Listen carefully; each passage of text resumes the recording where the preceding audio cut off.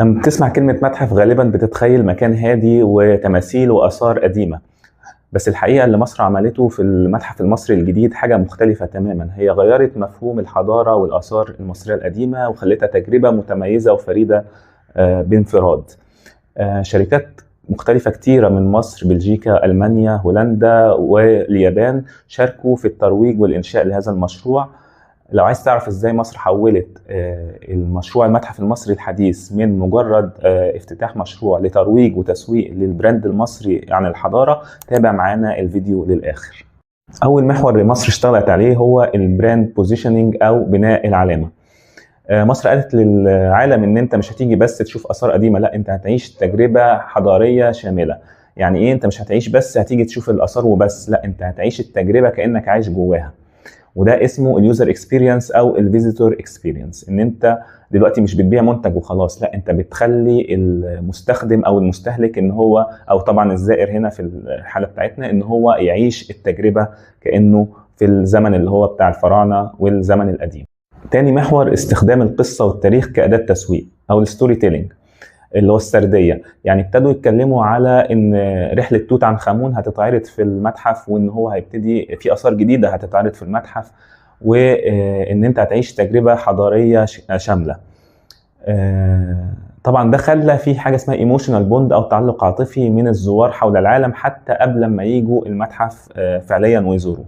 ثالث محور هو الشراكات العالميه والتجربه الدوليه. في شركات مصرية كتير ساهمت في الإنشاءات والترويج والتسويق للمتحف، زي أوراسكوم تيليكوم وحسن علام والمقاولون العرب طبعا نقلوا التمثال، وفي شركات أجنبية كمان ساهمت في الترويج والتسويق للموضوع، زي بي 6 البلجيكية وجايكا اليابانية وغيرها كتير من الشركات الأجنبية، الهولندية والألمانية وغيرها كتير.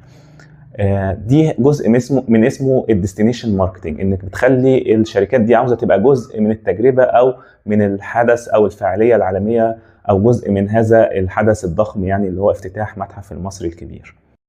رابع محور استخدام التكنولوجيا والتجربه الرقميه. طبعا مصر تعاقدت مع منصه تيك توك اللي هي اكبر منصه سوشيال ميديا، وعليها مئات الاف الملايين المتابعين حول العالم.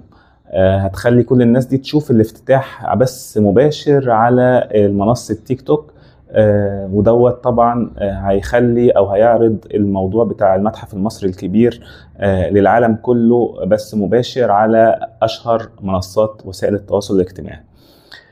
برضو الموضوع الاميرسيف اكسبيرينس او التجربه الغامره اللي هو هنشوفها في المتحف نفسه، وفي عرض توت عنخ امون اللي هو بيبين لك من اول ولادته لحد توليه العرش لحد ما ماتوا. موضوع الاميرسيف اكسبيرينس ده مهم جدا في التسويق في الوقت الحالي اللي احنا فيه، ان هو تعيش التجربه كانك فيها وتشوفها بدل ما تسمعها او بس تقراها، انت هتعيشها كانك موجود في المكان نفسه في الزمن نفسه.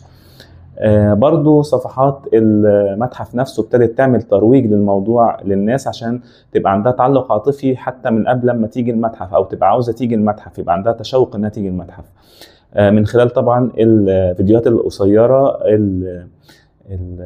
الصور البانوراميه، او حتى انك ابتدت تخلي مثلا الناس تعمل ان هي لابسه، ان هي عامله نفسها لابسه الزي الفرعوني باستخدام الاي اي واللي هو طبعا الذكاء الاصطناعي.